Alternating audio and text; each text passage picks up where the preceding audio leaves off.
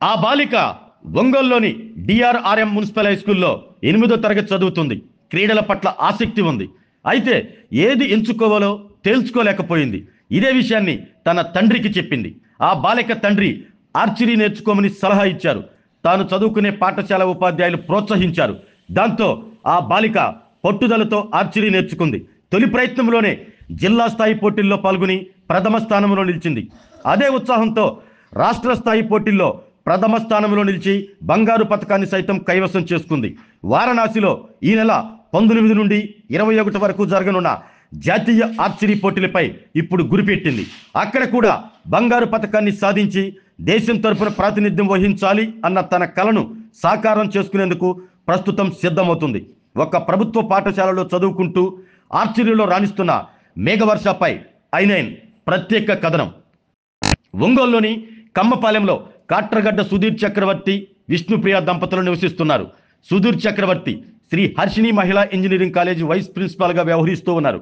Vishnupriya టంగుటూరులోని BC welfare స్కూల్లో టీచర్గా విధులు నిర్వర్తిస్తున్నారు.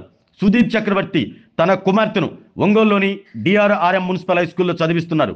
అయితే చదువుతో పాటు క్రీడల్లో కూడా రాణించాలి అన్న ఉద్దేశంతో తన కుమార్తె మేఘవర్షను ఒంగోలులోని సమావేశపు హై స్కూల్లోని 72 డాట్స్ ఆర్చరీ అకాడమీకి తీసుకువచ్చారు. అక్కడ ఆర్చరీ నేర్చుకుంటున్న విద్యార్థులను చూసి ఇన్స్పైర్ అయిన మేఘవర్ష మరో మాట చెప్పకుండా ఇదే నేర్చుకుంటాను అంటూ రంగంలోకి దిగింది. ఆర్చరీలో రిజర్వ్ బౌను మేఘవర్ష ఎంచుకుంది. దాంతో ఆ బాలిక తండ్రి ఖర్చుకు వెనకాడకుండా బౌ కొనిచ్చాడు. మొదటిసారిగా బౌ పట్టుకున్నప్పుడు కొంచెం బరువుగా ఉండటంతో ఇబ్బంది పడ్డానని తన తండ్రి ప్రోత్సాహం, కోచ్ గోపి ఇచ్చిన టిప్స్తో తాను వెనుదిరిగి చూడలేదని మేఘవర్ష చెప్పింది.